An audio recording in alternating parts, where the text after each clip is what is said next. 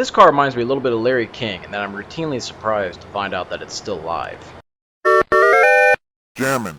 This is Ryan's 2007 Chevrolet Impala. It has driven 254,274 miles and counting. On something like an Accord or Camry, 200,000 miles is just getting broken in. But on an Impala? Well, naturally the first question I asked Ryan was, how many engines has it gone through? And shockingly the answer is 0. The car still has the engine it rolled off the assembly line with. Then I asked about transmissions. Well, it's on transmission number 2. From the sounds it made while driving, I think number 3 is on the way. Time for some history. The Impala uses the GM W-body platform, which has existed since 1988 and was still in use when this car was made because if it ain't broke, don't fix it! This is actually the last car GM made on the W-body platform. The Impala has been in production for almost 50 years straight, but it took a beauty rest between 85 and 94 and a little bit of a vacation from 96 to 2000. Engine options. You got a bunch of these Sixers if you're some sort of commie. Because any real American would have bought the V8 SS, and they're all front-wheel drive, whether you like it or not. Also of note is that this car is a flex fuel model, meaning that it can run on E85 ethanol, which is really handy because we all know how much easier it is to find that than that weird new gasoline stuff. The styling of the Impala is okay. I guess the real problem with the Impala styling is that there are so darn many Impalas all over the place they just blend into the background. You don't notice an Impala in traffic. I mean, you're aware that it's there, but you don't say, oh, hey look, that's a Chevy Impala. The best thing I can say about the styling is that it's better than the disgusting fish face of the new Malibu. No, it does not look like a BMW. You're not fooling anyone, Chevrolet. The only person who would say that this looks like a BMW is someone who has never seen a BMW in real life and has only had the concept of BMWs explained to them by Chevy sales reps. Ryan's Impala is the LS model, which is the base model. And there's really no shame in buying the base model of a car, though personally I'd prefer to spend that money on a car that's 5 years old and costs twice as much new, but hey, having a new car is important to some people.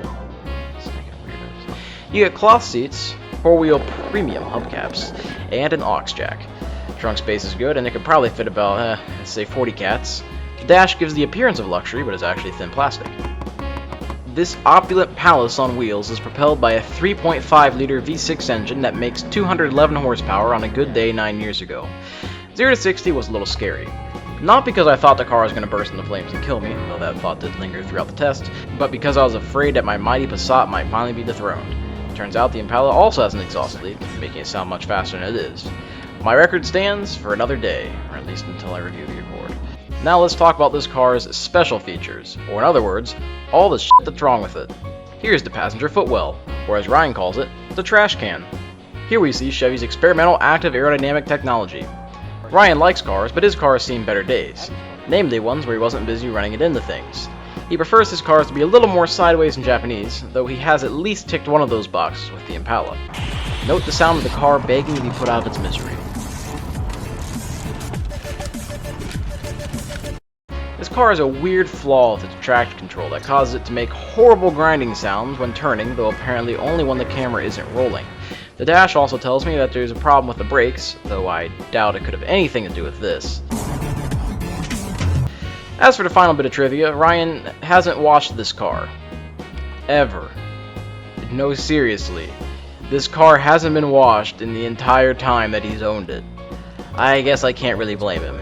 The Impala has had a hard life, and it hasn't really aged well. I mean, despite being several years newer to my Passat, it's already a total piece of shit.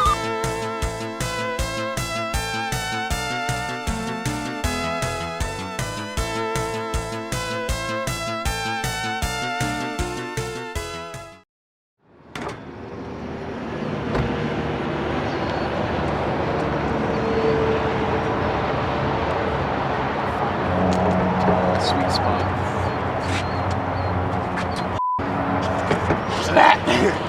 Oh, it's right here, duh.